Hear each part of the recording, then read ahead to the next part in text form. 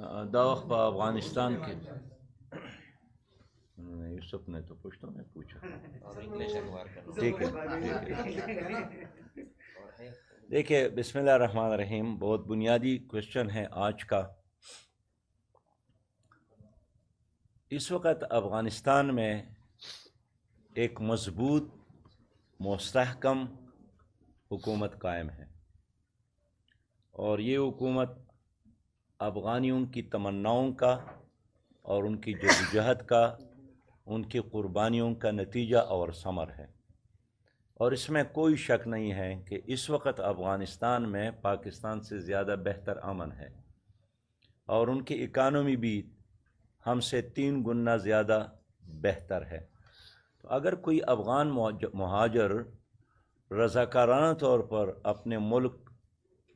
جا رہا ہے تو یہ بڑی خوشائن بات ہے۔ البتہ حکومت نے جو پالیسی اختیار کی ہے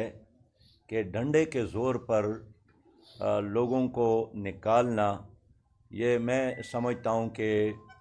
حکمت کے خلاف ہے، اور ہماری پہلی سے یہی تجویز ہے کہ افغانستان اور پاکستان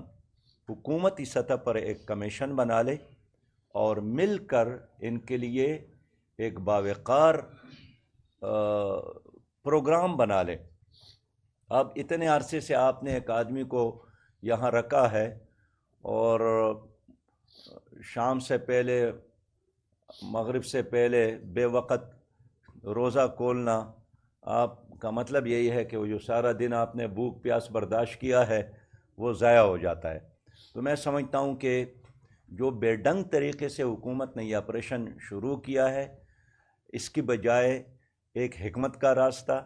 تدبر کا راستہ، اور افغانستان کی حکومت کو اعتماد میں لے کر یہ راستہ اختیار کیا جائے۔ خود افغان حکومت نے ہم سے رابطہ کیا ہے کہ ہم اس کو واپس لانا چاہتے ہیں اور ہم اس کو بسانا چاہتے ہیں، ہم اس کے لانے میں بھی فیسیلیٹیشن دینا چاہتے ہیں، لیکن پاکستان کی حکومت ہمارے ساتھ مل کر ایک پروگرام بنا لے۔ اب بھی میں حکومت کو مشورہ دیتا ہوں کہ یہ جو افغان مہاجرین، جس کے بارے میں خود وزیر اعظم نے بار بار کہا ہے کہ مہاجرین 2 طرح کی ہیں، ایک وہ جن کے ساتھ ڈاکومنٹ موجود ہے اور ایک وہ جن کے ساتھ ڈاکومنٹ نہیں ہے، ہم وہ غیر قانونی مہاجرین کو واپس بھیجنا چاہتے ہیں۔ تو وہ غیر قانونی مہاجرین کو واپس بھیجنے کے لیے بھی افغان حکومت کے ساتھ مل کر اسٹریٹجی بنایا جائے۔ یہ جو آج مجھے دوستوں نے بتایا کہ یہاں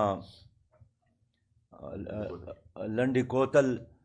سے لے کر تورخم تک، بلکہ کارخانوں سے لے کر تورخم تک، یہ تمام راستے میں اس وقت 3 دنوں سے بسوں میں لوگ موجود ہیں، وہاں عورتیں موجود ہیں، بچے موجود ہیں، اور ویریفیکیشن کے نام سے بائیو میٹرک سسٹم کے خاطر مجھے تو یہاں یہ بھی اطلاع ملی ہے کہ 3 دنوں سے ایک فیملی بس میں بیٹھی ہے اور اس کو باہر بھی جانے نہیں دیتے ہیں۔ لہٰذا وہ جو بین الاقوامی اصول ہے اس کا احترام کیا جائے، انسانی حقوق اور بشری حقوق کا بھی احترام کیا جائے، اور انسان ہونے کے ناطے ان لوگوں کی ضروریات کو بھی پورا کیا جائے۔ اگر آپ نے ایک آدمی کو بھیجنا بھی ہے تو ماضی میں بھی ہوا ہے، اس کو تحفے دیے جاتے تھے اور جانے کا کرایہ دیا جاتا تھا، اور ایک پوری عزت کے ساتھ ان کو تورخم تک پہنچا کر الوداع کیا جاتا تھا۔ تو تورخم کا بارڈر جب وہ کراس کرتے تھے تو شکریہ بھی ادا کرتے تھے، لیکن اس بار حکومت نے جو بے ڈنگ طریقے سے آپریشن شروع کیا ہے، میں سمجھتا ہوں کہ یہ ہمارے پاکستان کے مفاد میں نہیں ہے۔ ہم یہی چاہتے ہیں کہ بے شک غیر قانونی جتنے بھی لوگ یہاں ٹھہرے، ہم دیکھیں ہم بھی جہاں بھی جائیں باہر ملکوں میں تو ہم بھی بغیر ڈاکومنٹ سے کوئی 1 دن ہمیں رہنا نہیں دے گا، پاسپورٹ بنانا پڑے گا، ویزا لینا پڑے گا، باقی کاغذات بھی۔ تو یہ ایک بین الاقوامی اصول ہے، اس کو اختیار کرنا چاہیے۔ آپ بھی اگر افغانستان جانا چاہے تو ویزا اور پاسپورٹ اور سارے ڈاکومنٹس آپ کو بنانے پڑیں گے، لیکن ایک واقعہ ایسا ہے کہ اگر یہاں لاکھوں لوگ کئی سالوں سے یہاں پر موجود ہے تو اچانک جذبے میں آ کر ڈنڈا اٹھا کر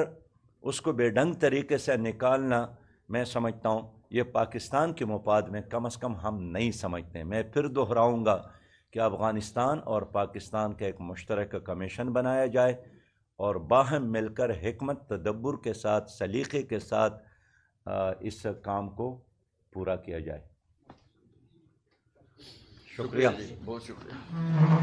ساتھیوں کے لیے کھانے کا بندوبست کیا گیا ہے. ساتھ والے حال